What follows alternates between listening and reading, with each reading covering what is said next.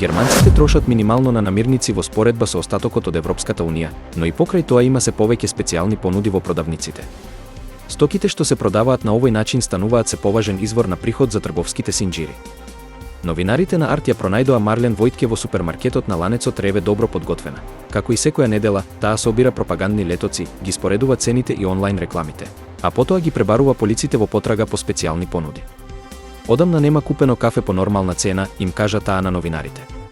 Таа предпочита да купува на распродажба бидејќи цените нагло се зголемија во текот на изминатата година.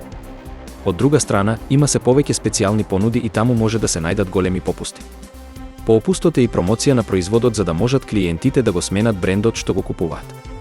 Но, тоа е и начин да се добијат пари за нивната стока од луѓе како господја Војтке што е можно поскоро. Според истражувањето на агенцијата Смегл, се повеќе и повеќе производи се нудат како специјална понуда.